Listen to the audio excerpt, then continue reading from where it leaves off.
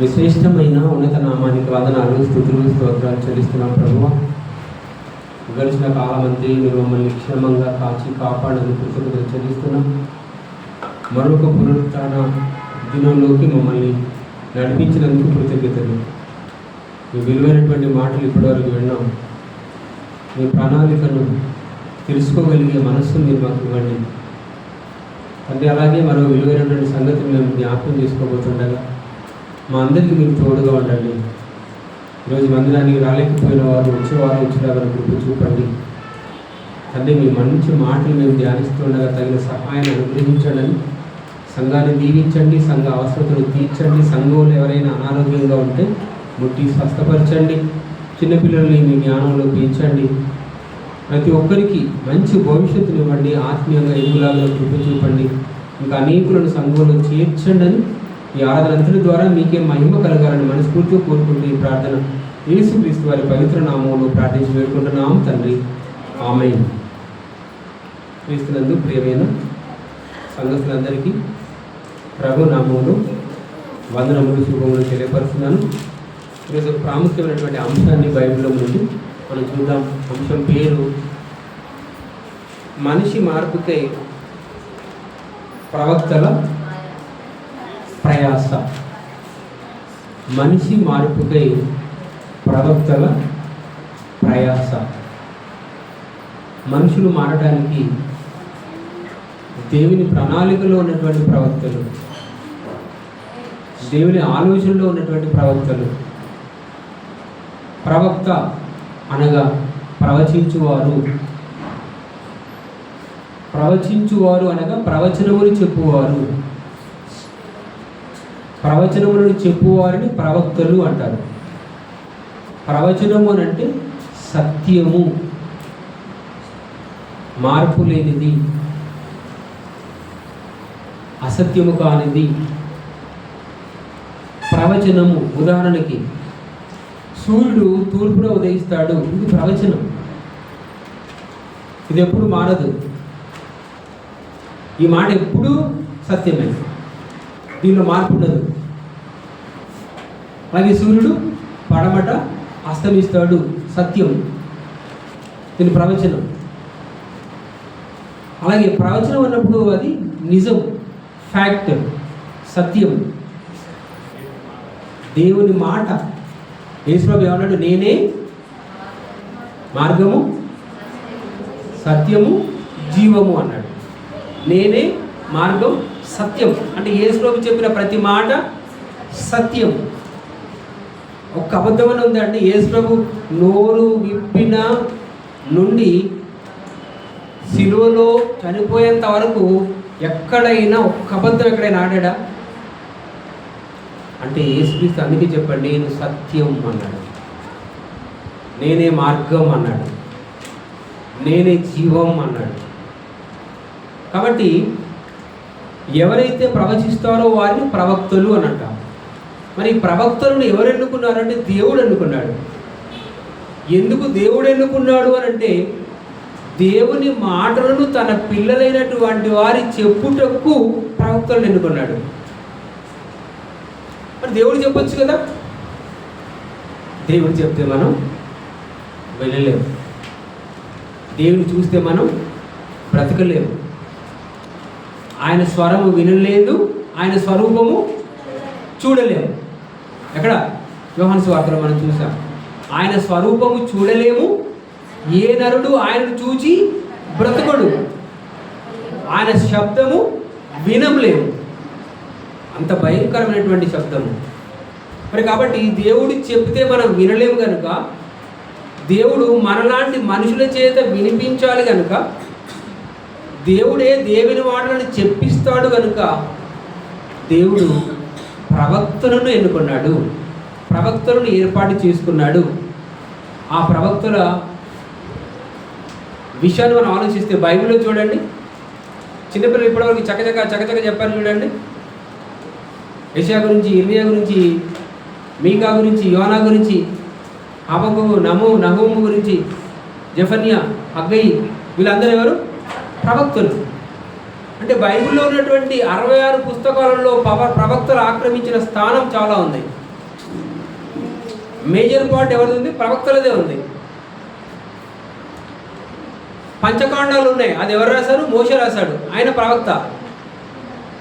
కాబట్టి ప్రవక్తలు రాసినటువంటి గ్రంథం దేవుని పిల్లల చేత దేవుడు రాయించాడు.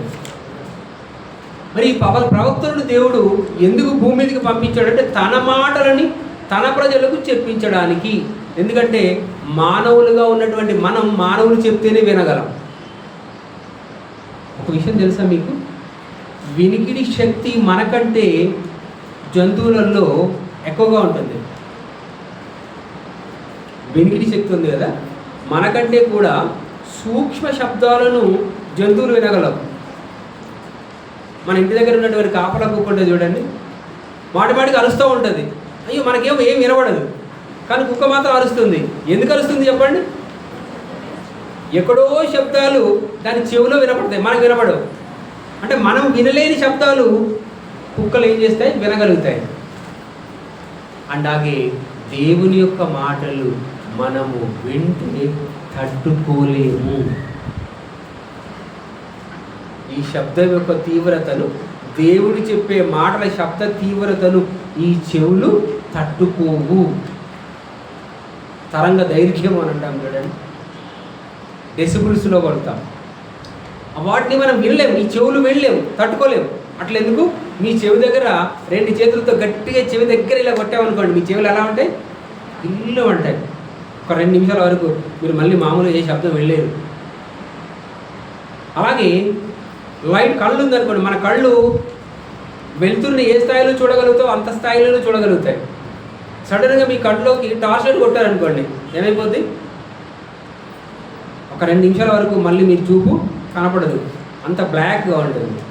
డైరెక్ట్గా సూర్యుని వైపు చూడండి, మీ కళ్ళు ఏమైపోతాయి? నల్లగా అయిపోతాయి, అంటే చూపును చూడలేము. అలాంటప్పుడు దేవుడు ఎలాంటి వెలుతురు? ఆయన దహించు అగ్ని. ఆ అగ్నిని చూసినప్పుడు మన కళ్ళు ఏమైపోతాయి? చూడగలమా? కాబట్టి మరి దేవుని మాటలు ఎలా వినిపించాలి అని అంటే ప్రవక్తల ద్వారా వినిపించాలనుకున్నాడు దేవుడు తన మాటలను ప్రవక్తల ద్వారా వినిపించాలనుకున్నాడు. ఆ ప్రవక్తలను దేవుడు ఎన్నుకున్నాడు. ఆ ప్రవక్తల ద్వారా తన పిల్లలని చైతన్యవంతం చేయాలనుకున్నాడు. ప్రవక్తల ద్వారా దేవుడు తన మాటలను వినిపించాలనుకున్నాడు.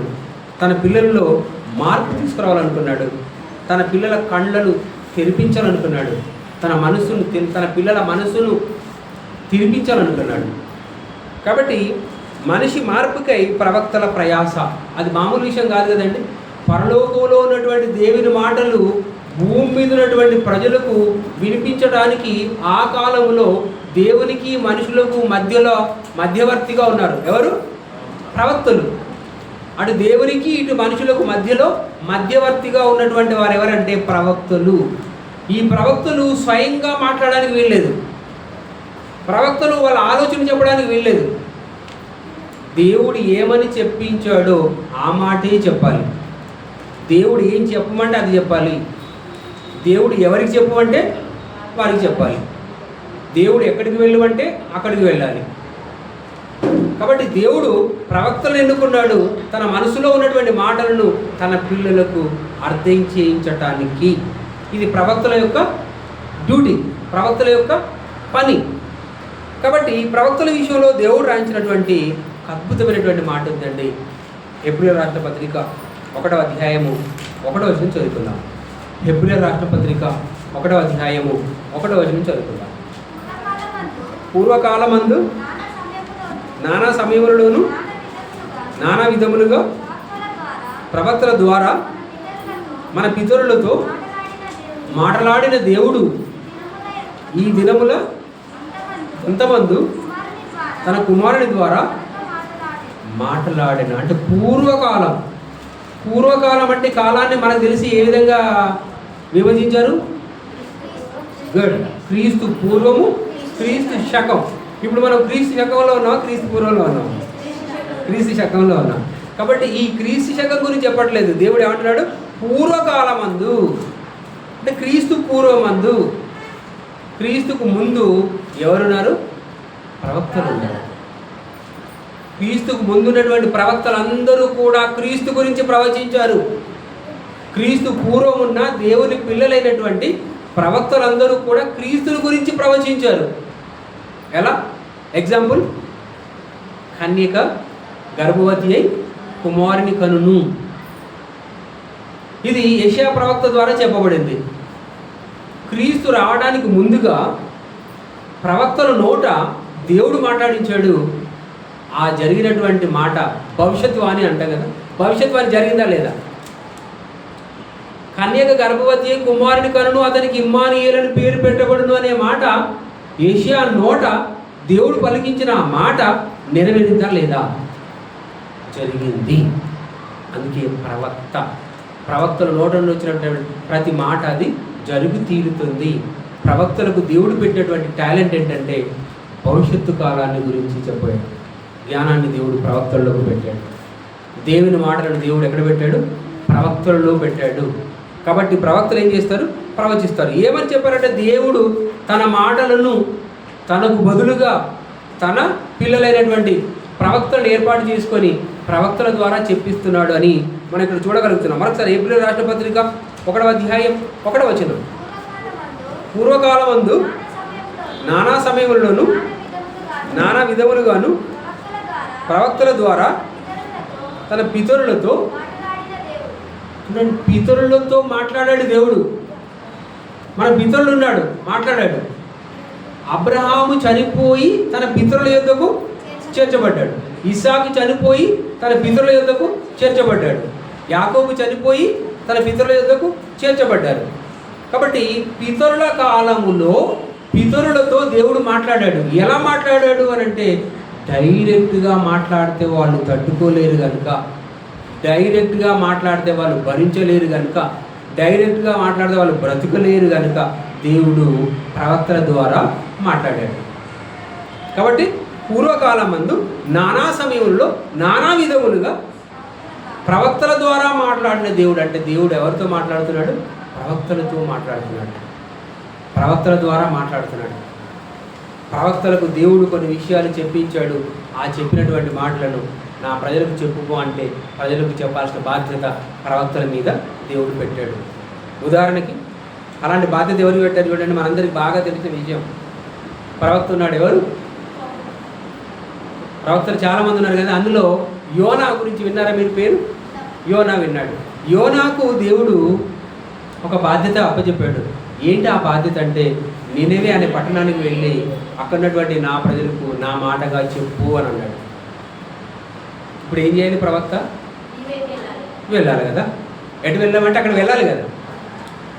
నినెవేకు వెళ్ళమన్నాడు దేవుడు. కానీ ప్రవక్త సొంత ఆలోచనతో నినెవేకు కాకుండా ఎటు వెళ్ళాడు? తర్షీషుకు వెళ్ళాడు. ఏం చేస్తాడు మరి దేవుడు? ఏం చేస్తాడండి? నేనేమో నినెవేకు వెళ్ళమన్నాను, కానీ ఆయన ఎక్కడికి వెళ్ళాడు? తర్షీషుకు వెళ్ళాడు. దేవుడు ఏం చేస్తాడండి? ఊరుకుంటాడా? దేవుని మాటను ఒకవేళ పాటించకపోతే దేవుడు ఊరుకోడు. దేవుడు తన మాటలను చెప్పినప్పుడు తన పిల్లలు చెప్పకపోతే చేయకపోతే దేవుడు ఊరుకోడు. మనం ఏం చేస్తామంటే పిల్లల్ని గారాబం చేస్తాం కదా, వదిలిపెడతామేమో. కానీ దేవుడు తన మాట చెప్పినప్పుడు ఆ పిల్లలు చేయకుంటే దేవుడు ఖాళీగా ఉంచాడు, శిక్షిస్తాడు. దేవుడు తన మాటలు చెప్పినప్పుడు తన పిల్లలు విననప్పుడు దేవుడు శిక్షిస్తాడు. తండ్రి శిక్షించని కుమారుడెవరు? తండ్రి శిక్షించని కుమారుడెవరు? ప్రతి తండ్రి తన కుమారుని ఏం చేస్తాడండి? శిక్షిస్తాడు. ఎందుకు? క్రమశిక్షణలో పెడతాడు. మంచి అలవాట్లు నేర్పిస్తాడు, మంచి పద్ధతులు నేర్పిస్తాడు, మంచి అలవాట్లు నేర్పిస్తాడు, మంచి నడవడికలు నేర్పిస్తాడు, మంచి పద్ధతులు నేర్పిస్తాడు, మంచి గుణాన్ని నేర్పిస్తాడు తండ్రి. కాబట్టి ఇప్పుడు తండ్రి ఆజ్ఞాపించినప్పుడు ప్రవక్త అయినటువంటి యోనా వెళ్ళాలా వద్దా? నినెవేకి వెళ్ళాలా వద్దా? ఆ మహానుభావుడు ఏం చేశాడు? నినెవేకి వెళ్ళకుండా ఎటు వెళ్ళాడు? తర్షీషుకు వెళ్ళాడు. ఎలా? సముద్ర మార్గంలో, సముద్ర ఒడ్డున ఉన్నటువంటి పట్టణాలు అవి. కాబట్టి సముద్ర మార్గంలో ఏం చేశాడు? ఓడలో కూర్చున్నాడు. ఆ ఓడలో ఎటు వెళ్ళే ఓడలో కూర్చున్నట్టే తర్షీషుకు వెళ్ళేటువంటి ఓడలో కూర్చున్నాడు. అందరితో ఎరగనట్టే ప్రయాణంలో కూర్చున్నాడు. టికెట్ ఎక్కడ తీసుకున్నాడు? తర్షీషుకు తీసుకున్నాడు. ఈ వెంటనే దేవునికి కోపం వస్తుందా రాదా? కాబట్టి దేవుడు ఏం చేశాడనంటే ప్రచండమైనటువంటి అలలతో తుఫానుతో సముద్రాన్ని ఉప్పొంగేలా చేశాడు. ఓడలో ఉన్నటువంటి వాళ్ళందరూ భయపడిపోతున్నారు. ఎందుకు ఇలాంటి ఉప్పెన వచ్చింది, ఎందుకు ఇలాంటి ప్రమాదం జరిగింది అని వాళ్ళలో వాళ్ళు బాగా ఆలోచించి ఒకరినొకరు అడుగుతున్నారు. నీ వలన ఈ ప్రమాదం, నీ వల్ల వచ్చిందా ఈ ప్రమాదం, నీ వల్ల వచ్చిందా, నీ వల్ల వచ్చిందా, నీ వల్ల అని వాళ్ళు అనుకున్నప్పుడు ఎవరి వల్ల అని వాళ్ళు ఎవరు మాట్లాడుకోవడం లేదండి, వాళ్ళని తెలవడం లేదు. దాన్ని వీళ్ళు ఏం చేశారంటే చీటీలు వేశారు. ఆ పడవలో ఎవరెవరైతే వెళ్తున్నారో వాళ్ళందరి పేర్లు రాసేసి చీటీలు వేశారు. చీటీ వేస్తే చీటీ ఒకటి తీస్తే ఎవరి పేరు వచ్చింది? అప్పుడు యోనా పేరు వచ్చిందండి. యోనాను అడుగుతున్నాడు, యోనా ఏంటి ఈ ఘోరం, ఇలా సముద్రం ఉప్పొంగడానికి గల కారణం నువ్వే కదా, ఏంటి కారణం, నీకు దేవునికి ఉన్నటువంటి సంబంధం ఏంది, సముద్రం ఎందుకు ఉప్పొంగుతుంది, ఈ ఉపద్రవం మనకి ఎందుకు వచ్చింది, ఈ ప్రమాదం మన ఎందుకు వాటిల్లింది అని యోనాను అడిగినప్పుడు యోనా నిజాన్ని ఒప్పుకున్నాడు. ఎందుకు అంటే ఇది నా వల్లనే జరిగింది, సముద్రం అనేది ఉప్పొంగుతుంది నా వల్లనే, కాబట్టి ఇప్పుడు మీరు ఏం చేయండి అని అంటే నన్ను సముద్రంలో పడేయండి అని అన్నాడు. వాళ్ళు భయపడ్డారు. సముద్రంలో పడేస్తే జరిగేది ఏంటి? సముద్రంలో పడితే ఏం జరుగుతుంది? చనిపోతారా లేదా? ఇప్పుడు చావుకు తగినటువంటి చావుకు కారకులు ఎవరు? మేమే అవుతాం. మేము ఈ వ్యక్తి చనిపోవడానికి కారకులు మేము అవుతాం కనుక దేవుని చేత మరింత శిక్ష మాకు వస్తుంది కనుక వాళ్ళు భయపడి అమ్మో మేము సముద్రంలో వెయ్యము అని అన్నారు. దీన్ని బట్టి చూస్తే ఒక మాట చూస్తే వాళ్ళు చాలా నీతిమంతులుగానే మనకు కనపడుతున్నారు. కానీ యోనా ఏం చేశాడు? మీరు నన్ను సముద్రంలో వేస్తేనే మీరు ప్రాణాలతో ఉంటారు, లేకుంటే మీ ప్రాణాలు పోతాయని అన్నప్పుడు దేవుని దగ్గర మొక్కుబళ్ళు ఏమని చెప్పారండి? ఇతని ప్రాణం పోతే ఆ పాపం మా మీద ఉండకూడదు అని దేవునితో చేసి ప్రార్థన చేసి ఏం చేశారు వీళ్ళు? యోనాను ఏం చేశారు? సముద్రంలో వేశారు. ఏమైంది చెప్పండి? సముద్రంలో వేసినప్పుడు ఏం జరిగింది? సముద్రంలో ఉన్నటువంటి పెద్ద తిమింగలం యోనాను ఏం చేసింది? మింగేసింది. ఎన్ని రోజుల వరకు చేప కడుపులో ఉన్నాడు? 3 రోజుల వరకు. ఎలా ఉంటుందండి చేప కడుపులో ఉన్నప్పుడు? ఇలాంటి చక్కటి గాలి వస్తూ పోతుందా? ఇలాంటి వెలుతురు ఉంటుందా? చేప కడుపులో వెలుతురు ఉంటుందా? గాలి వస్తుందా? మంచి వాతావరణం ఉంటుందా? మంచి టెంపరేచర్, సరైనటువంటి టెంపరేచర్ ఉంటుందా? చల్లటి వాతావరణం, ఇటువైపు నీళ్లు అటువైపు నీళ్లు, ముందు వైపు నాచు, లోపల చిమ్మని చీకటి, ఆకలి వేస్తుంది. ఏంటి? చేప కడుపులో ఎవరున్నారు? ఇప్పుడు యోనా ఉన్నాడు. ఇంత భయంకరమైనటువంటి పరిస్థితి అండి. అప్పుడు యోనా దేవుని ప్రార్థించాడు, ప్రభువా నేను చేసింది తప్పైపోయింది, నేను చేసినటువంటి పొరపాటు అయిపోయింది, దయచేసి నన్ను క్షమించండి అని దేవుణ్ణి వేడుకున్నాడండి యోనా. అప్పుడు 3 రోజుల వరకు కానీ యోనాకు తగిన గుణపాఠం ఎక్కడ జరిగింది? చేప కడుపులో పాఠం జరిగిందండి. పాఠాలు మామూలుగా చెప్తే పాఠాలు అర్థం కాదు. కొన్ని పాఠాలు ఎలా చెప్పాలి? ప్రాక్టికల్గా చెప్పాలి. కొన్ని పాఠాలు మనం నోటితో చెప్తే అర్థం కాదు, ప్రాక్టికల్గా చెప్తే అర్థమైంది. ఎలా ప్రాక్టికల్గా చెప్తే అర్థమైంది? అది ప్రాక్టికల్గా చూడండి. 3 రోజుల వరకు ఎక్కడ ఉన్నాడు? చేప కడుపులో ఉన్నాడు. అప్పుడు జ్ఞానోదయం కలిగిందండి. ఇంకొకసారి మీ మాటను నేను పెడచోన పెట్టను, మీరు చెప్పినట్టే వింటాను, దయచేసి నాకు అవకాశం ఇవ్వండి, నన్ను బ్రతికించండి, నేను నిన్నవే పట్టణానికి వెళ్తాను, మీ మాటలు చెప్పివ్వనట్టే చెప్తాను అన్నప్పుడు 3 రోజుల వరకు చేప కడుపులో యోనా ఉన్నప్పుడు దానికి ఎలా ఉంటుంది చెప్పండి? 3 రోజుల వరకు భోజనం అరగకుండా ఎలా ఉంటుంది మీకు? 3 రోజులు ఎందుకు? 1 రోజు సరిపోదా? అంతేనా? ఏమొస్తుంది? వామిటింగ్ వస్తుందా లేదా? కదా, వామిటింగ్ వచ్చేసింది, సముద్రం ఒడ్డున కనిపిస్తుంది. యోనా బయటపడ్డాడు. అప్పుడు దేవుడు చెప్పినటువంటి ప్రాంతానికి వెళ్ళాడు. వెళ్ళి దేవుడు చెప్పమన్న మాటలు చెప్పాడు. చెప్పినప్పుడు అక్కడ ఏం జరిగింది? వాళ్ళ మనుషుల యొక్క మనసు మారిందా లేదా? అంటే మనిషి మార్పు కోసం ప్రవక్తల ప్రయాసం అవసరం ఉందా లేదా? అక్కడ ఎంత ప్రయాసపడ్డాడండి? సముద్ర మార్గం కూడా వెళ్ళాడు, తుఫాను అనుభవించాడు, చేప కడుపులోకి వెళ్ళాడు, ఎన్నో కష్టాలు అనుభవించాడు. అలాంటి పరిస్థితుల మధ్య నినవేకు వెళ్ళాడు, అక్కడ బోధించాడు.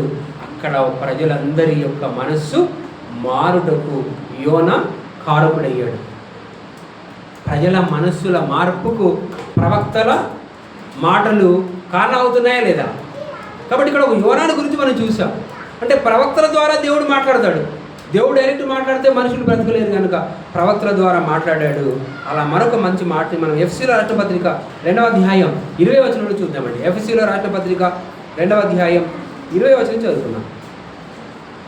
ఎఫ్ఎస్సీల రాష్ట్రపత్రిక 2వ అధ్యాయం 20వ వచనం చదువుతున్నాం. క్రీస్తు యేసే ముఖ్యమైన మూలరాయి అయి ఉండగా. చూడండి, మూలరాయి తెలుసు మన అందరికీ. బిల్డింగ్ కట్టేటప్పుడు, ఇల్లు కట్టేటప్పుడు ఏం చేస్తాం? ఫస్ట్ ఏం చేస్తాం? మనం మూలరాయి వేస్తాం. మూలరాయి వేసిన తర్వాతనే మిగతా అంతా కూడా స్టార్ట్ చేస్తాం. ముఖ్యమైన మూలరాయి. చూడండి, ప్రవక్తలను వేసిన పునాది మీద. చూడండి, మీరు కట్టబడి ఉన్నారు. మన కట్టడం ఎక్కడ ఉండాలి చెప్పండి? ఎవరు వేసే పునాదులు ఎవరున్నారు? పునాదులు ఎవరు? ప్రవక్తల చేత కట్టబడ్డ పునాది. పునాదులు ఎవరు ఉండాలి? ప్రవక్తలు. అంటే ప్రారంభం యొక్క దేవుని మాటలు మనకు చెప్పించేది ఎవరు? ప్రవక్తలే కదా. మనకి బేసిక్ లెసన్స్ అన్నీ ఎక్కడున్నాయి? ప్రవక్తలు రాసినటువంటి ప్రవచన గ్రంథాలలోనే ఉన్నాయి. కాబట్టి మన విశ్వాసానికి పునాది ఎవరు వేశారు? ప్రవక్తలు వేసినటువంటి పునాది మీద మనం కట్టబడుతున్నాం. మూలరాయి ఎవరు? యేసుక్రీస్తు మూలరాయి అయితే, ప్రవక్తలు పునాదిరాళ్ళు అయితే, ఆ పునాది మీద కట్టినటువంటి కట్టడం ఎలా ఉంటుంది? చక్కగా ఉంటుంది. ఎలా ఉంటుంది? ఆ కట్టడం ఎలా ఉంటుంది? దృఢంగా ఉంటుంది, పటిష్టంగా ఉంటుంది. ఎలాంటి ప్రకృతి వైపరీత్యాలకు కూడా పాడు కాకుండా ఉంటుంది. అలాంటి పట్టణంగా, అలాంటి కట్టడంగా మనం ఉండాలి అని అంటే పునాది ఎవరట? ప్రవక్తలటండి. ప్రవక్తల ప్రవచనాలు, ప్రవక్తల మాటలు.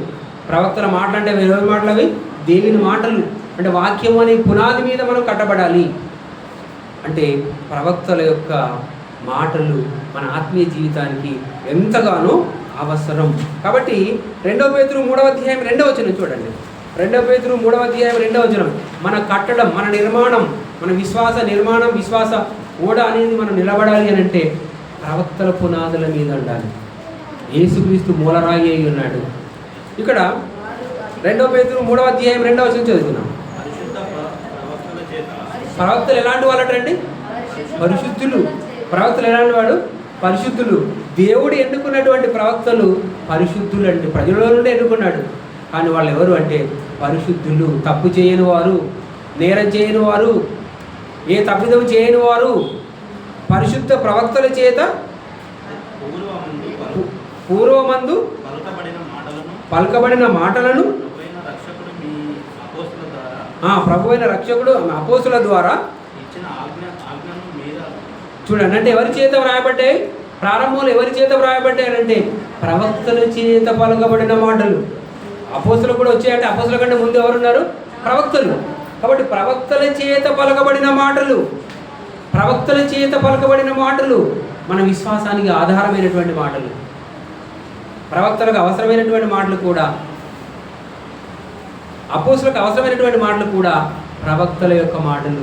ఈ ప్రవక్తల మాటలు ఎవరు అంటే అవి దేవుని మాటలు. కాబట్టి ప్రవక్తల చేత, పరిశుద్ధ ప్రవక్తల చేత పలకబడిన మాటలు, పరిశుద్ధ ప్రవక్తల చేత దేవుని మాటలు, అవి పరిశుద్ధమైనవి. ఆ మాటలు మన జీవితానికి ఎంతో అవసరం కనుక ఈ మాటల గురించి దేవుడు మనకు చెప్తున్నాడు. పరిశుద్ధ ప్రవక్తలు ఎంతెంత కష్టపడ్డారు, ఎంతగా సేవ చేశారు. దేవుని సేవలో ప్రవక్తల యొక్క పాత్ర ఇంత అంత కాదండి. ప్రవక్తల యొక్క పాత్ర చాలా బహుముఖమైనటువంటి పాత్ర ఉంది. అందుకే బైబిల్లో మనకు ప్రవక్తల చేత వ్రాయబడిన గ్రంథాలు ఎన్నో ఉన్నాయి. ఈ ప్రవక్తల చేత వ్రాయబడినటువంటి గ్రంథాలు, ధర్మశాస్త్రంలో వ్రాయబడినటువంటి గ్రంథాలన్నీ కూడా ఎవరు సూచిస్తున్నాయి అని అంటే యేసుక్రీస్తు అనే ప్రవక్తని సూచిస్తున్నాయి, యేసుక్రీస్తు అనే రక్షకుని సూచిస్తున్నాయి. కాబట్టి ప్రవక్తలు ఏం చేస్తారంటే హెబ్రీ రాసిన పత్రిక 11వ అధ్యాయం 32వ వచనం. హెబ్రీ రాసిన పత్రిక 11వ అధ్యాయం 32వ వచనం చదువుతున్నాం. హెబ్రీ రాసిన పత్రిక 11వ అధ్యాయం 32వ వచనం. ఇకను ఏమి చెప్పుదును,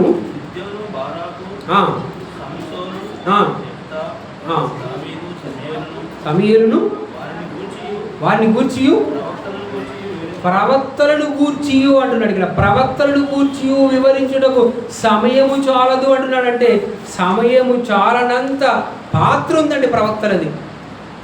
ప్రవక్తల గురించి దేవుడు ఏమని రాయించాడు? అసలు ఈ ప్రవక్తల గురించి చెప్తే, ప్రవక్తల యొక్క రాయించినటువంటి మాటల గురించి చెప్తే అసలు సమయం సరిపోనంతగా ప్రవక్తలు సేవ చేశారు. నిజంగా ప్రవక్తలు ఎంత నిరాడంబరంగా సేవ చేశారు. ప్రభు సేవలో ప్రవక్తల యొక్క పాత్ర గణనీయమైనదండి. ప్రభు సేవలో ప్రవక్తల యొక్క పాత్ర చాలా గణనీయమైనది. ఎందుకంటే ప్రవక్తలు చేసినటువంటి సేవల గురించి కానీ, ప్రవక్తలు చెప్పినటువంటి మాటల గురించి కానీ ఒకవేళ మనం వివరించాలనుకుంటే అసలు సమయం సరిపోలేనంతగా ప్రవక్తలు సేవ చేశారు. వారి జీవితాన్ని ఒకసారి మనం తొంగి చూస్తే చాలా కష్టపడ్డారు, చాలా శ్రమపడ్డారు, చాలా హింసింపబడ్డారు, చివరికి ప్రాణాలు కూడా అర్పించారు ప్రవక్తలు. నిజంగా స్వార్థం లేదండి. ప్రవక్తలు కుటుంబాల గురించి ఆలోచించలేదు, కేవలం సమాజాన్ని గురించి ఆలోచించారు, దేవుని మాటల గురించి ఆలోచించారు, దేవుని కర్తవ్యాన్ని, దేవుని యొక్క పనిని చేయాలి అని, దేవుని పని చేయడమే పరమావధిగా ప్రవక్తలు భావించారండి. అందుకే ప్రవక్తలు ఎంత కష్టపడ్డారో అనే విషయాన్ని మనం ఆలోచించుకుంటే అపోస్తల కార్యములు 7వ అధ్యాయం 52వ వచనం చూడండి. ప్రవక్తల యొక్క పాత్ర ఎంత గణనీయంగా ఉందని ఆలోచిస్తే సంఘ స్థాపనలోనూ యేసుక్రీస్తు వచ్చేంత వరకు కానీ అంతెందుకు ఇప్పుడు మనకున్నటువంటి విశ్వాసానికి కూడా ప్రవక్తల యొక్క పాత్ర ఉంది. అపోస్తల కార్యములు 7వ అధ్యాయం 52వ వచనం. మీ పితరులు ప్రవక్తలలో ఎవరిని, చూడండి ఏమంటున్నారు, మీ పితరులు ప్రవక్తలలో ఎవరిని హింసించకుండా ఉన్నారంటే అర్థం ఏంటిది? ఒక్కరిని వదిలిపెట్టలేదు. మీ పితరులు ప్రవక్తలలో ఒక్కరిని వదిలిపెట్టకుండా అందరిని ఏం చేశారు? హింసించారు. ఎంత ఘోరమైనటువంటి విషయం అండి. వాస్తవానికి ప్రవక్తలు ఏం చేయాలి? సన్మానించాలి కదా. ప్రవక్తలు ఏం చేయాలి? గౌరవించాలి కదా. ప్రవక్తలు ఏం చేయాలి? గొప్పగా చూడాలి కదా. ప్రవక్తలు వచ్చినప్పుడు, దైవజనుడు వచ్చినప్పుడు ఏం చేశారో చెప్పండి. మీ ఇంటికి దైవజనుడు వచ్చినప్పుడు ఎలా ఉంటారు? పెద్ద పాస్టర్ గారు వచ్చినప్పుడు, డైరెక్టర్ గారు వచ్చినప్పుడు, డిప్యూటీ డైరెక్టర్ గారు వచ్చినప్పుడు, ప్రిన్సిపల్ ఇట్లా వస్తే, దైవజనుడు వచ్చినప్పుడు ఏం చేస్తారు చూడండి, గొప్పగా భావించుకోవాలి చూడండి. కానీ ప్రవక్తలు వచ్చినప్పుడు ఏం చేశారంటే, అసలు ప్రవక్తలు వీళ్ళు ఏం చేశారట? వీళ్ళ పితరులు ప్రవక్తలను ఏం చేశారట? ఏ ప్రవక్తలు కూడా హింసించకుండా వదలలేదటండి. ఒక్క ప్రవక్తను కూడా హింసించకుండా వదలలేదట. ఈ పరంపర ఎక్కడి వరకు కొనసాగిందో తెలుసా? యేసుక్రీస్తు చివరి ప్రవక్త ఎవరు అని తెలుసా? యేసుక్రీస్తును కూడా హింసించకుండా వదలలేదు. యేసుక్రీస్తు వదిలిపెట్టారు వీళ్ళు? ఎన్ని కొరడా దెబ్బలు కొట్టారు, ముళ్ళ కిరీటం పెట్టారు, హింసించారు, రక్తం కార్చేలా చేశారు. చివరికి ప్రాణం వదిలేంత వరకు కూడా వదలలేదు, ప్రాణం పుయ్యేంత వరకు కూడా వదలలేదండి. ఎంత పగబెట్టుకున్నారు యేసుక్రీస్తుని. అలాగే ప్రవక్తలను ఏమైనా ప్రశాంతంగా ఉంచారా? వంపముతో కోయబడ్డారంటే ఎంత భయంకరమైనటువంటి విషయం అంటే తెలుసా? ప్రవక్తలు రంపముతో కోయబడ్డారంటే అంతకంటే హింస మరి ఏముంటుందో ఒకసారి ఆలోచించండి. ఇది కాదటండి, వాళ్ళ పడినటువంటి పాటల గురించి వింటే మీకు ఎంత బాధ అనిపించాలి తెలుసా అండి. ప్రవక్తలను, దేవుని పిల్లలుగా ఉన్నటువంటి ప్రవక్తలను అందరి ముందు చర్మము ఒలిచి బ్రతికుండగానే ప్రాణంతో ఉన్నప్పుడు ఏం చేశారట? చర్మాన్ని వదిలినప్పుడు మిగిలిన వాళ్ళందరూ చూసినప్పుడు ఎలా ఉంటుందండి? బాబోయ్ ఎంత హింస అది. బ్రతికుండగానే చర్మాన్ని వదలటం, ఎంత వలచడం, ఎంత ఘోరమైనటువంటి హింస అండి అది. అంటే ప్రభు మాటలు చెప్పే వాళ్ళకి ఇచ్చే సత్కారం అదేనా? ప్రభు మాటలను, సత్యాలను చెప్పేటువంటి వారికి సన్మానించే విధానం అదేనా? అంటే ఈ మాటలు మన యుద్ధకు రావడానికి ప్రవక్తల యొక్క పాత్ర ఎంతగా ఉందో చూడండి. ఎంత కష్టపడ్డారు, ఎంత హింసించబడ్డారు. అందుకే మీ పితరులు ఏ ప్రవక్తలని హింసించకుండా వదిలేరు? మీ పితరులు మీ ప్రవక్తలలో ఎవరిని హింసించకుండా వదిలేరు అని అంటున్నారంటే ప్రతి ప్రవక్తను హింసించారు. ప్రతి ప్రవక్తను కూడా ప్రాణంతో వదలలేదండి, ప్రాణంతో వదలలేదు. హింసించడం వరకు ఆగలేదు. హింసించడం అని అంటే ప్రాణం ఉంది అని అర్థం, ఇంకా హింసిస్తున్నారంటే ఇంకా ప్రాణం ఉంది అని అర్థం. కానీ హింసించడం వరకే ఆగకుండా ఇంకెంత ముందుకు వెళ్ళారో తెలుసా? మత్తయి సువార్త 23వ అధ్యాయము, మత్తయి సువార్త 23వ అధ్యాయము 37వ వచనం అండి. మత్తయి సువార్త 23వ అధ్యాయము 37వ వచనం చదువుకుందాం. ప్రవక్తలను ఎలా చూశారు చూడండి, ప్రవక్తలు ఎలా ట్రీట్ చేశారు, ప్రవక్తలు ఎలా సన్మానించారా? దైవజనులను సన్మానించాలి, దేవుని మాటలు చెప్పే వాళ్ళని సన్మానించాలి, గౌరవించాలి. దానికి బదులుగా ఏం చేశారో చూడండి. మత్తయి సువార్త 23వ అధ్యాయం 37వ వచనం. యెరూషలేము గురించి దేవుడు ఏమని రాయించాడండి మత్తయి సువార్తలో? యెరూషలేము అది మహారాజు పట్టణం. యెరూషలేము గురించి దేవుడు ఏమని రాయించాడు? యెరూషలేము అంటే అది మహారాజు యొక్క పట్టణం. మరి మహారాజు యొక్క పట్టణంలో అది ఒక పుణ్యక్షేత్రం కదండి. ఇప్పుడు యెరూషలేము చూసేస్తారా, చూడడానికి వెళ్ళొస్తారా కదా. యెరూషలేము అది పుణ్యక్షేత్రంగా ఉంది కదా. కానీ అక్కడ పుణ్య కార్యక్రమాలు జరిగాయా? యెరూషలేములో పుణ్య కార్యక్రమాలు జరిగాయా? యెరూషలేములో పవిత్ర కార్యక్రమాలు జరిగాయా? ఆ యెరూషలేము గురించి ఏమని చెప్తున్నారు చూడండి. యెరూషలేమా యెరూషలేమా, ప్రవక్తలను చంపుచును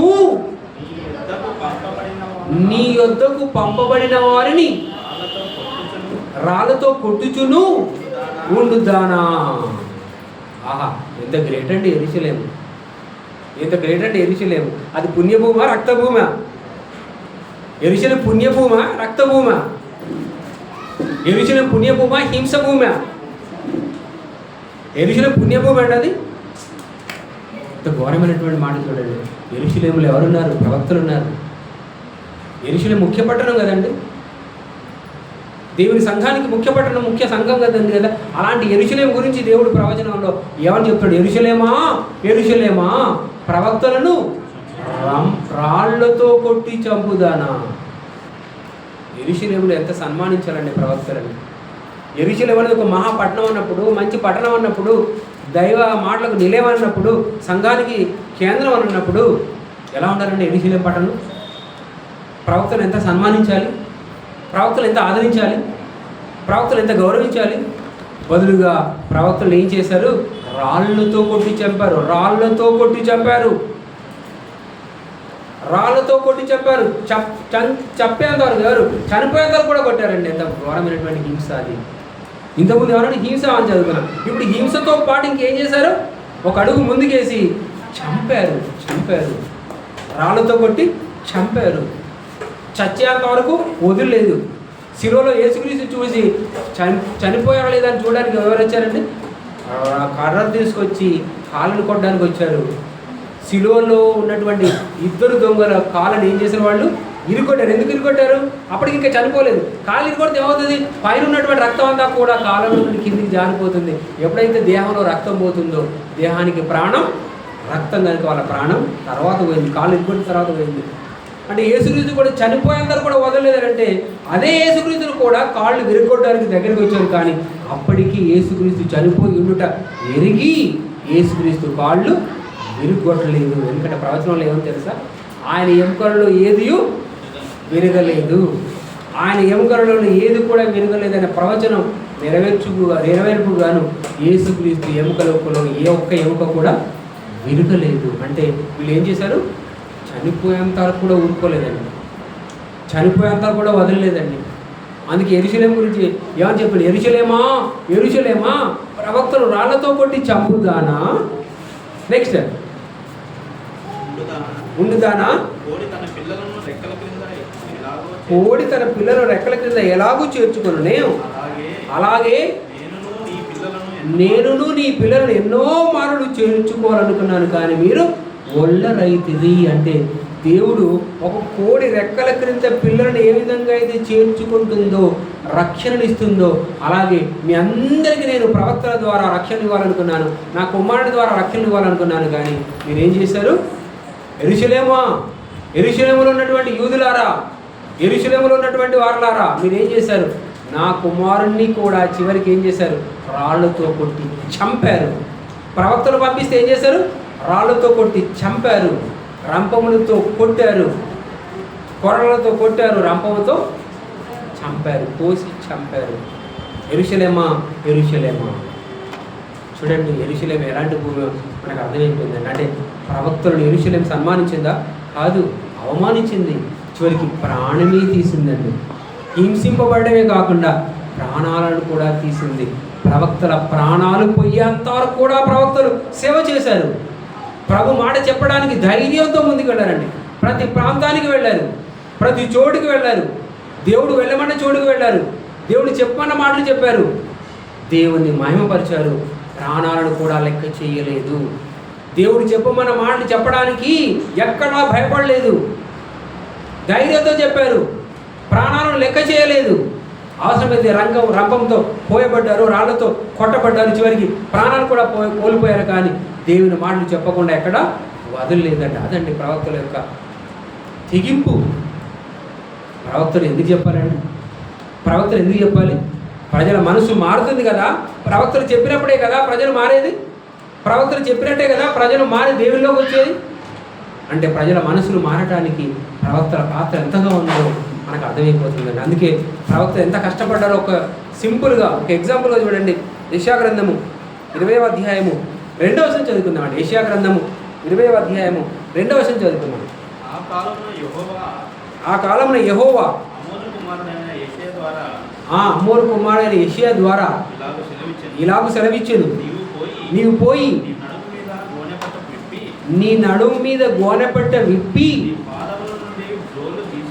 నీ పాదముల నుండి జోళ్ళు తీసివేయుము.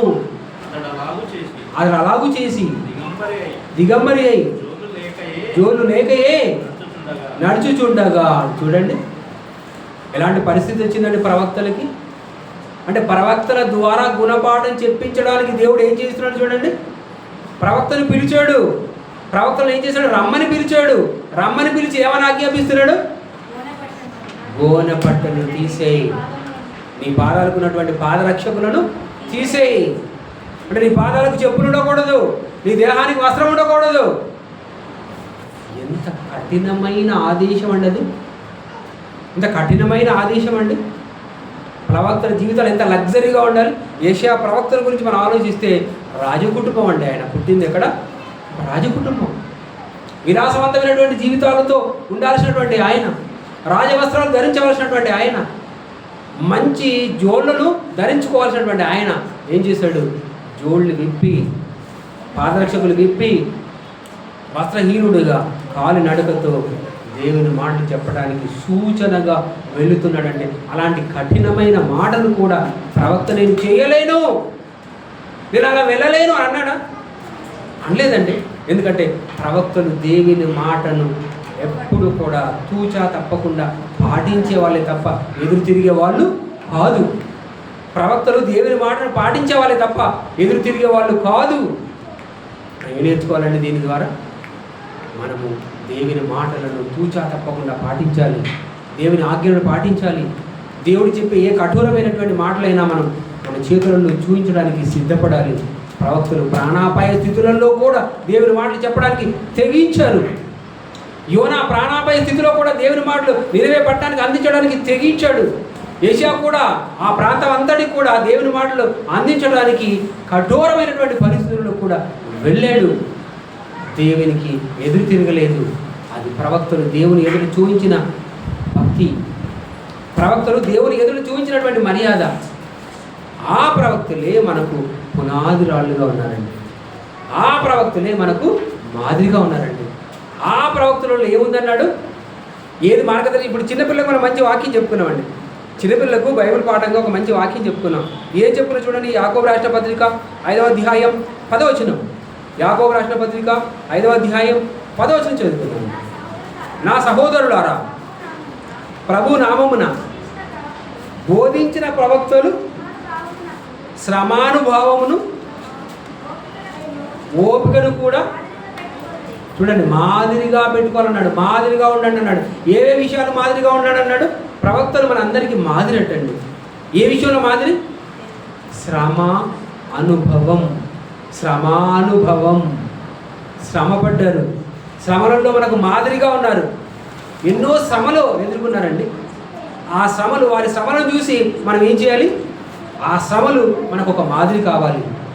ఆ శ్రమను అనుభవించారు, ఎన్నో శ్రమలు అనుభవించారు, మహాశ్రమలను అనుభవించారు. ఆ మహాశ్రమలు అనుభవించినటువంటి ప్రవక్తల జీవితాలు మనకు మాదిరి అని అన్నాడు. శ్రమ ఒక్కటే కాదు, ఇంకేమన్నాడు? ఓపిక. క్రైస్తవ్యానికి ఉందా ఓపిక? సంఘాలలో ఉందా ఓపిక? సంఘాలలో ఉందా అండి ఓపిక? ఉందా? యేసయ్యకి ఎంతో ఓపిక ఉందండి. ఒకవైపు న్యాయ విచారణ జరుగుతుంది. ఎవరు? పిలాతు దగ్గర న్యాయ విచారణ జరుగుతుంది. న్యాయ విచారణ జరుగుతున్నప్పుడు అందరూ ఒకవైపు ఏమని మాట్లాడుతున్నారు? కేకలేస్తున్నారు. సిలువ వేయండి, సిలువ వేయండి అని కేకలేస్తున్నారు.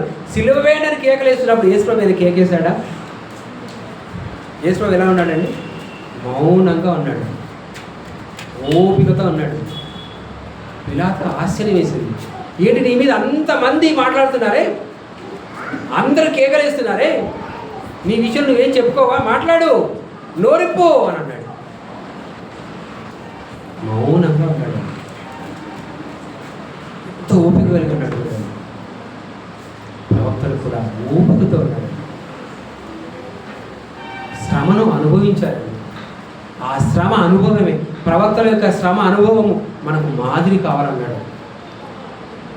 చూడండి, రాళ్లతో కొడుతున్నప్పుడు ఎలా ఉంటుందో చెప్పండి. రాళ్లతో కొట్టినప్పుడు మళ్ళీ తిరిగి కొట్టారా? ప్రవక్తలు రాళ్లతో కొట్టినప్పుడు తిరుగుబట్టారా? రంపముతో కోసినప్పుడు తిరుగుబట్టారా? కొరడాలతో కొట్టినప్పుడు తిరుగుబాటు చేశారా? ఓపికగా భరించారండి. శ్రమను అనుభవించారు, కష్టాలను అనుభవించారు, కన్నీటితో ఉన్నారు. కారణం దేవుని మాటలు చెప్పడానికి, దేవుని మాటలు ప్రజల యొద్దకు తీసుకుపోవడానికి, దేవుని మాటలు ప్రజల గుండెల్లోకి చొప్పించడానికి ధైర్య సాహసాలను ప్రదర్శించడమే కాదు, శ్రమ పడడమే కాదు, ఓపికను కూడా తోడుగా తెచ్చుకున్నారు. ఓపికతో బోధించారండి, ఓపికతో సహించారు, ఎన్నో శ్రమలు అనుభవించారు, ఎన్నో హింసలు అనుభవించారు, చివరికి ప్రాణాలను కూడా కోల్పోయారు. ప్రవక్తల యొక్క జీవితాలు, ప్రవక్తల జీవితాలను చూసినప్పుడు కన్నీళ్ళు, ప్రవక్తల జీవితాలను చూసినప్పుడు అవమానాలు, ప్రవక్తల జీవితాలను చూసినప్పుడు హింస, ప్రవక్తల జీవితాలను చూసినప్పుడు కన్నీళ్ళు, కష్టాలు, నష్టాలు, హింస, అవమానాలు, చివరికి ప్రాణాలు కోల్పోయారు. ఆ ప్రవక్తలే ఒకవేళ చెప్పకపోతే దేవుని మాట ప్రజలలోకి వెళ్ళేవా? ఒకవేళ ప్రవక్తలే కనుక దేవుని మాటలు ప్రజలలోకి తీసుకుపోకపోతే దేవుని ఆశ నెరవేరేదా? దేవుని కళలు నెరవేరేదా? ఒకసారి ఆలోచించండి. దేవుని మాటలు ప్రజల్లోకి తీసుకుపోయే బాధ్యత ఎవరు తీసుకున్నారు? ప్రవక్తలు తీసుకున్నారు. అప్పుడు ప్రవక్తలు తీసుకున్నారు, ఆ తర్వాత అపోస్తలులు తీసుకున్నారు. ఈరోజు మనం తీసుకోవాలి. అపోస్తలుల మీద పెట్ట బాధ్యత, ప్రవక్తల మీద ఉన్నటువంటి బాధ్యత ఈరోజు మన మీద మోపబడి ఉన్నది.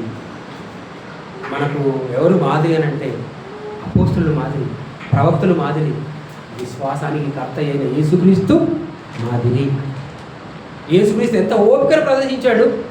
యేసుక్రీస్తు హింసింపబడి కూడా హింసించలేదు, దూషింపబడి కూడా బదులు దూషించలేదు, ఓపికను ప్రదర్శించాడు. మనందరి జీవితాలకు మాదిరిని చూపించాడు. మన జీవితాలకు యేసు ప్రభు మాదిరిని చూపించాడు. ఉంటే యేసు ప్రభులాగా ఉండాలి, మన ప్రవర్తన యేసు ప్రభులాగా ఉండాలి, మన మాట తీరు యేసు ప్రభులాగా ఉండాలి, మన కార్యాలు యేసు ప్రభులాగా ఉండాలి, మన జీవితం యేసు ప్రభులాగా ఉండాలి, ప్రవక్తలా ఉండాలి. ప్రవక్తలు మనకు మాదిరి, పునాదిరాళ్ళలా నిలబడ్డారండి. అందుకే దేవుడు రాయించిన అద్భుతమైనటువంటి మాట మనం చూడగలుగుతున్నాం. వాళ్ళు ఎవరు? మనకు మాదిరి అయి ఉన్నారు, మాదిరిగా ఉన్నారండి. అలాంటి అపోస్తలులను చూసాము. ముఖ్యంగా ప్రవక్తలను మనం చూడగలిగామండి. ప్రవక్తల జీవితాలు మనకి ఎంతో ఆదర్శం, ప్రవక్తల జీవితాలు మనకు ఎంతో మాదిరి. ఒక్కొక్క ప్రవక్తను మనం చూసినప్పుడు ఎంతోమంది ప్రవక్తలు వచ్చారండి, ఎంతోమంది ప్రవచించారు, ఎంతోమంది కాలినడకన ప్రయాణించారు, ఎంతోమంది ప్రవక్తలు దేవుని యొక్క మాటలు ప్రజలలోకి తీసుకువెళ్ళారు, ప్రజల మార్పుకు కారకులయ్యారు. అనేక ప్రవక్తలు అనేక చోట్లకు వెళ్ళారు, అనేక ప్రాంతాలకు వెళ్ళారు, దేవుని అనేక మాటలు బోధించారు, దేవుని తృప్తిపరిచారు, దేవుని ఆశయాలను నెరవేర్చారు. మరి నేడు ప్రవక్తలు లేరు, అపోస్తలులు లేరు.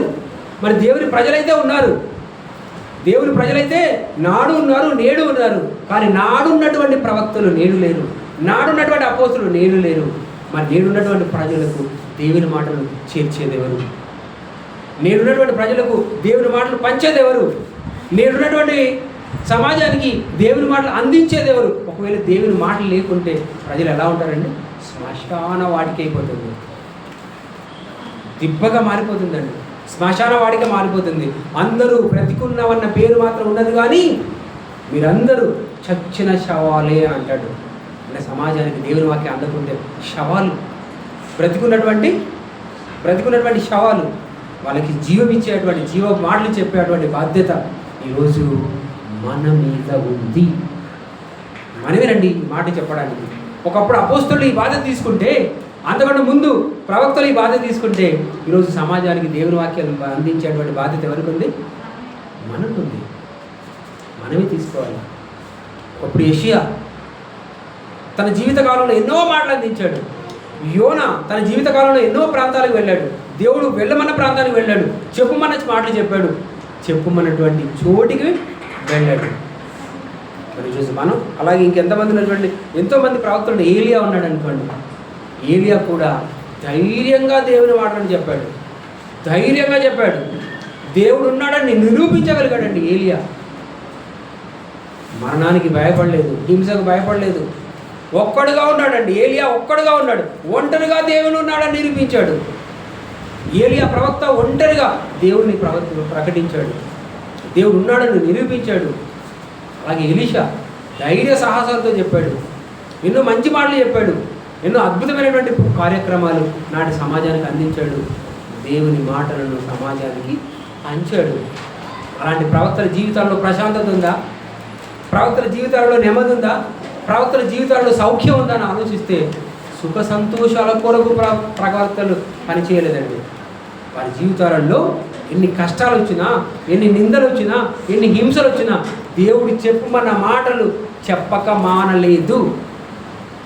ప్రవక్తలు ప్రజలకు భయపడలేదు, చంపుతారని తెలిసినా భయపడలేదు, రాళ్ళతో కొడతారని తెలిసినా కూడా భయపడలేదు. వెళ్ళవలసిన చోటికి వెళ్ళి తీరారు, అనుభవించవలసిన హింసను అనుభవించి తీరారు. కానీ దేవుని మాటలు చెప్పకుండా మాత్రం వెనుదిరగలేదు. అది అపోస్తలులు ప్రవక్తలు కనపరిచిన ధైర్యం. ప్రభు కోసం, దేవుని కోసం సజీవమైనటువంటి మాటలు చెప్పకపోతే నరకాగ్నిగుండంలో పడిపోతారని దేవుడు చెప్పమన్న పాటలు ప్రతి చోటికి వెళ్ళి చెప్పారండి ప్రవక్తలు. మరి ఈరోజు మనం ప్రవక్తలు మనకు మాదిరిగా ఉన్నారే. శ్రమలకు భయపడకూడదు, అవమానాలకు భయపడకూడదు, హింసకు భయపడకూడదు, ప్రాణాన్ని కూడా లెక్క చేయకూడదు. దేవుని మాటలు ప్రకటించడానికి తెగింపు ఉండాలి, ధైర్యం ఉండాలి, సంయమన ఉండాలి, యుక్తి ఉండాలి, శక్తి. దేవుని వాక్యాలు మనం సాహసోపేతంగా చెప్పాలి, బలంగా చెప్పాలి, ప్రతి ప్రాంతానికి చెప్పాలి, ప్రతి చోటికి వెళ్ళాలి, ప్రతి ప్రజకు చెప్పాలి. ఆ బాధ్యత ఈ కాలంలో మన మీద ఉంది, సంఘం మీద ఉంది, మనందరి మీద ఉంది. మనమందరం కలిసి సమాజానికి మంచి మాటలు చెప్పాలి. దేవుని మాటలు, బైబిల్లో ఉన్నటువంటి 66 పుస్తకాల్లో ఉన్నటువంటి మంచి మాటలు నేటి సమాజానికి చెప్పి సమాజాన్ని చైతన్యపరచాలి. సమాజాన్ని దుష్టత్వం నుండి మంచి మార్గంలోకి, సన్మార్గంలోకి, సత్క్రియల్లోకి నడిపించాల్సిన బాధ్యత మన మీదే ఉంది. అందులోనే బైబిల్లో ఉన్నటువంటి ఎంతోమంది ప్రవక్తలు పాటుపడ్డారు. ఎంతోమంది ప్రవక్తలు చాలా అవమానాలకు గురైనా కూడా దేవుని పనిని విరామంగా చేశారండి. కష్టపడి చేశారు, హింసలు ఎదుర్కొనైనా చేశారు. వాళ్ళందరూ మనందరికీ మన సంఘానికి, మన వ్యక్తిగత జీవితానికి మాదిరి. వారి ఓపికను, వాళ్ళ శ్రమానుభవాన్ని మనం మాదిరిగా పెట్టుకుంటాం. వాళ్ళు ప్రదర్శించిన ఓపికను మన సంఘం ఎదుట ప్రదర్శిద్దాం. వాళ్ళు ప్రదర్శించిన ఓపికను సమాజం ముందు ప్రదర్శిద్దాం. మన తోటి క్రైస్తవులు ప్రదర్శిస్తున్నారండి. సువార్త ప్రకటిస్తున్నప్పుడు వాళ్ళు ఎన్ని చేష్టలు చేసినా కూడా భరిస్తున్నారు. పెడనీళ్ళు పోసినప్పుడు భరించారండి, మౌనంగా ఉన్నారు. అవసరమైతే దూషించిన ప్రతిదూషణ చేయకుండా మన వాళ్ళు మౌనాన్ని ప్రదర్శించి ఓపికను ప్రదర్శిస్తున్నారు. అలాంటి ఓపికను ప్రదర్శించవలసిన బాధ్యత మన మీద ఉంది.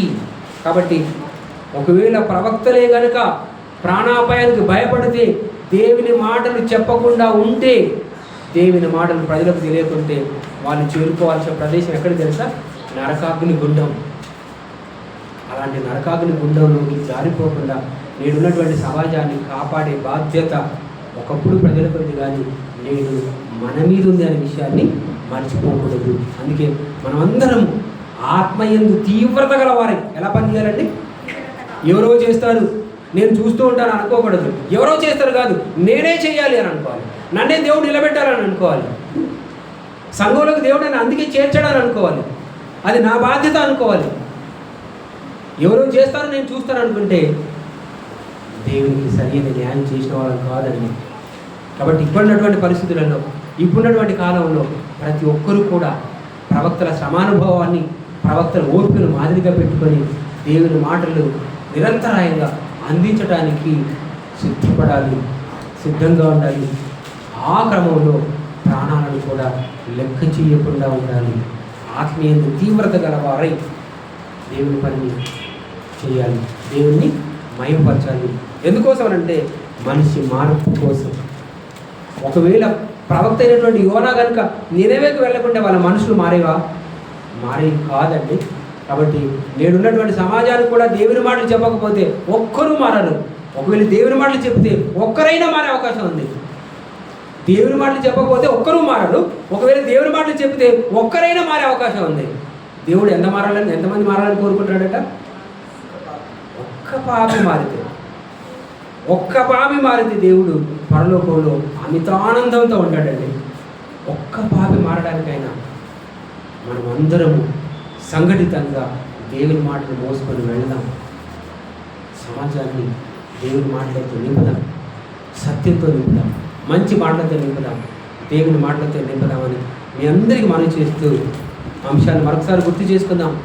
మనిషి మార్పుకై ప్రవక్తల ప్రయాసం, ఆయాసం అనుకోలేదు, ప్రయాసంతో దేవుని మాటలు చెప్పారు.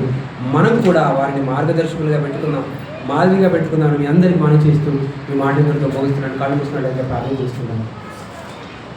పరలోకమందున్న మా తండ్రి, శ్రేష్టమైన ఉన్నత నామానికి వందనాలు, స్తుతులు, స్తోత్రాలు చెల్లిస్తున్నాం. ప్రభువా, మీ విలువైనటువంటి మాటలు బయటకు చూసాం. మీ ప్రియమైన పిల్లలుగా ప్రవక్తలు తండ్రి ఎంతో శ్రమను అనుభవించి ఓపికతో మీ సేవ చేశారు. మీ మాటలు నాటి సమాజానికి చెప్పారు, మాకు మార్గదర్శకులుగా నిలిచారు. నాడున్న ప్రవక్తలు నేడున్న మాకు మాదిరిగా నిలబడ్డారు. ఎందరో ప్రవక్తల ద్వారా మీరు ఎన్నో మాటలు రాయించారు, ఎన్నో గొప్ప సంగతులను ప్రభు మాకు నేర్పిస్తున్నారు. నేర్చుకునే ఈ మాటలు ప్రభు మాతో అంతం కాకుండా ఇంకా అనేకుల హృదయాలలో చిగురించులాగున నిరంతరం మీ మాటలు చెప్పబడిలాగున కృప చూపండి.